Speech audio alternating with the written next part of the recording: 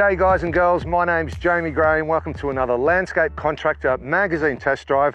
And we're down here at Terry Hills and we're lucky enough to be joined with Doug Long from Tut Bryant. How you going, mate? Good, thanks. How are you? Really well, thanks, buddy. And we've also got Heath from H. Thompson Projects, operator to the stars. How you going, mate? Good, mate. Good. That's the way, that's the way. So Doug, what can you share with everyone about what you've brought down here for us to put through its paces today? We brought down the Gehl R165 Wheeled Skid Steer. Perfect. It's about a 70 horsepower machine. Yep. Yanmar engine in it. Yep. It runs about 72 litres worth of hydraulic flow on it. Perfect. Pretty standard contractor size machine. Yeah, but it's packing a fair bit more muscle for a machine normally that size. Generally about 50-60 horsepower, so this one does have a fair bit more grunt. Excellent, excellent. So who's your normal purchaser for a machine like this? Obviously what, your landscapers, your trades?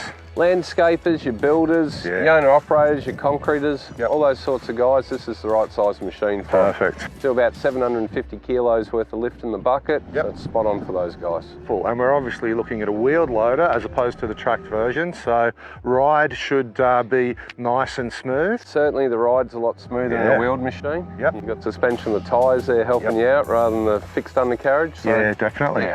So Doug, all those features sound awesome, mate, but I guess the proof's in the pudding, so why don't we fire it up? We'll get Heath in there behind the controls and we'll let him have a little bit of a play around. There's a few good mounds over the back there, Heath. Looks like there's some asphalt and some rock that's been dropped off, so why don't we fire it up and see how she goes? The R165 seems to have gone really solidly for you then, mate. How did it feel from an operator's perspective?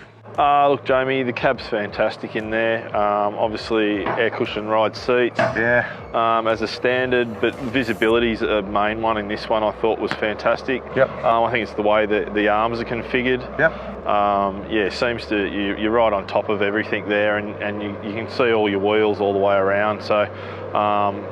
You know, that's fantastic, obviously for the demo and the landscapers sort of thing down the side of houses. Yep. I think that's a real good feature. Perfect. So what's the main difference for maybe people that haven't experienced the difference between a tracked wheeled loader as opposed to a wheeled loader? Is there any real major difference in terms of handling? Or? Look, yeah, it's obviously a lot softer. Yep. Obviously got that rubber and that air in the tyres. Yep.